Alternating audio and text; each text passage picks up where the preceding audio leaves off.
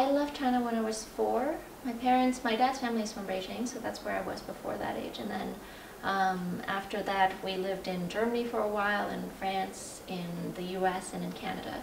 Right now my parents are in Salem, New Hampshire. My dad is an electrical engineer. He does fiber optics, and he used to be in academia, and now he's been with a series of startups and technology companies over the years. My mom was a medical doctor in China, and since she's been following my dad and I around the world, she hasn't practiced, and I've been really lucky to have her at home. So I speak English, Chinese, Mandarin, I speak German, and then my French comes and goes, and I'm learning Spanish right now. And I think my parents very early on realized that it would be a good asset for me to be able to speak Chinese. And so I remember when I was little, my parents, my mom in particular, would sit me down for 2 hours every day to teach me Chinese. You know, every couple of years, not very often, but we try to go back to see my family. When I was little, I changed schools so many times that I felt like there was never any kind of stability in terms of my friendships.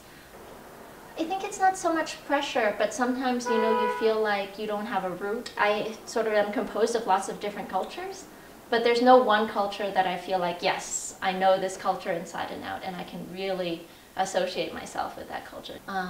But I realized, actually I really realized this when I went to college, that has actually helped me become more adaptable, I think. Every single time I had to change school, change language, change country, I always had to adapt very quickly, try to make friends very quickly. I think during the process it was hard, but I think afterwards it was a skill that I helped. I'm currently a graduate student here at Harvard at the Graduate School of Arts and Sciences, joint with Harvard Business School, doing a PhD in business economics. Prior to that, I was an undergraduate student at MIT doing engineering.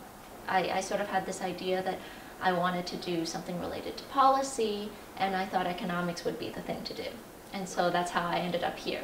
So far, I don't think I've found the one thing that I think, okay, this is the thing that I'm going to devote my life to. Maybe I'll never find it. Maybe I'll just go through stages of trying this and that. Yeah, I mean, I think there's a lot of, for people like me, I think China is very interesting. We have the background, we have some language skills, but at the same time, it is kind of also a foreign country. And myself and also a lot of my friends would be very interested in going back to China to work. I think now people recognize that there's a lot of opportunity there, and to be honest, I would love to go back to China to work for a year or two, and to learn more about both the society there and sort of the business environment there.